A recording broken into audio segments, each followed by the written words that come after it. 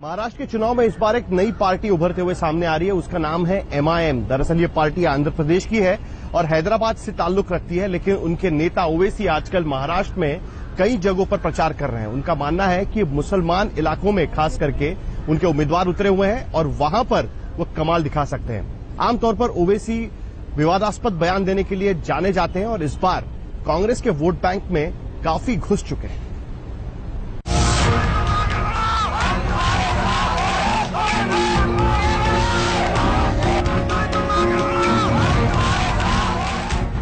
एक सिस्टमेटिक तरीके से मुस्लिम माइनॉरिटीज़ का डिसएम्पावरमेंट किया गया है और ये मैं अपने दिमाग से नहीं कह रहा हूँ। खुद महाराष्ट्र माइनॉरिटी कमीशन ने जो सर्वे करवाया उसकी रिपोर्ट से बता रही है। आप मुझे एक बात बताइए कि 1962 से 2009 तक जितने असेंबली के इलेक्शन हुए 1100 के करीब MLAs इलेक्ट हुए। आखिर क्या वजह है कि सिर्फ एक छोटा सा नंबर 119 मुस्लिम MLA जीते? MIM के इस फैसले से पहले से ही एंटी इनकम्बेंसी का सामना कर रही कांग्रेस और NCP की मुश्किलें बढ़ सकती हैं। महाराष्ट्र में करीब 12% मुसलमान हैं और लगभग 47 सीटों पर उनकी तादाद 20 से 43% है। MIM को इन आंकड़ों में अपनी ताकत नजर आ रही है। महाराष्ट्र सरकार की महमूदुर रहमान कमेटी की रिपोर्ट कहती है कि 59% से ज्यादा शहरी और ग्रामीण मुस्लिम महाराष्ट्र में गरीबी रेखा के नीचे रहते हैं, लेकिन बावजूद इसके राजनीतिक पार्टियां बात करती है सिर्फ और सिर्फ ज्यादा राजनीतिक प्रतिनिधित्व की। गवर्नमेंट सेक्टर में कहीं जॉब पे नहीं है, पुलिस में 4% मुस्लिम्स नहीं है, तो इन सबको रिप्रेजेंटेशन नहीं मिलना चाहिए क्या?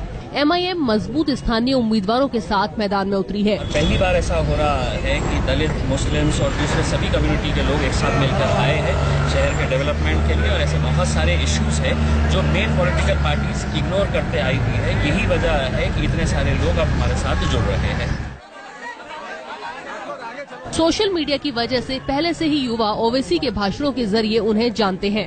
ओवैसी साहब एक ऐसे वाहिद लीडर है जो पार्लियामेंट में बैठ के नरेंद्र मोदी के खिलाफ भी बोल सकते हैं। हमारे यहाँ से हमारे मुसलमान को कैंडिडेट को इलेक्शन में खड़ा करो, मुसलमान जीत के जाए, हमारी आवाज मुसलमान ही उठाएगा और कोई दूसरा कैंडिडेट नहीं उठा सकता पार्लियामेंट में। चाहे कोई भी कौम का हो, चाहे हिंदू हो, मुस्लिम हो, क्रिश्चियन हो, लोगों के पास एक अच्छा समाज नहीं है। आज जो है उनके भाषण से ये मालूम पड़ता है कि हम जो है एक पूरा पीसफुल माहौल बनाए। MIM ने नांदेड़ में अपने लिए अच्छी जमीन तैयार की है। मराठवाड़ा और दूसरे मुस्लिम बहुल इलाकों जैसे मालेगांव, भिवंडी और मुंब्रा में भी MIM का प्रभाव बढ़ रहा है।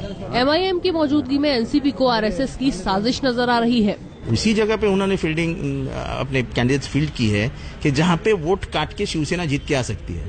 तो इसका सीधा मतलब है कि शिवसेना और इनके बीच में RSS के और इनके बीच में साठगांठ है कि तुम उनको गाली दो, हम इनको गाली देंगे। लेकिन MIM ने BJP उम्मीदवारों के चेहरे पर खुशी ला दी है। MIM लड़ने दो और कोई भी लड़ने दो, उस पर जो भारतीय जनता पार्टी की अभी लहर है। MIM की एंट्री से इस बार महाराष्ट्र में सबसे ज्यादा मुस्लिम उम्मीदवार देखने को मिल रहे हैं। 2009 की तुलना में इस बार महाराष्ट्र में मुस्लिम उम्मीदवारों की संख्या बढ़ी है। MIM जैसी पार्टियों को भले ही अच्छी खबर लग रही हो, लेकिन राजनीतिक विशेषज्ञ ये मानते हैं कि ज्यादा मुस्लिम उम्मीदवार होने से सेक्युलर वोटों का बंटवारा ही होगा। कैमरामैन वैभव कनूटकर के साथ कमलेश सुतार, मुंब्रा, आज तक।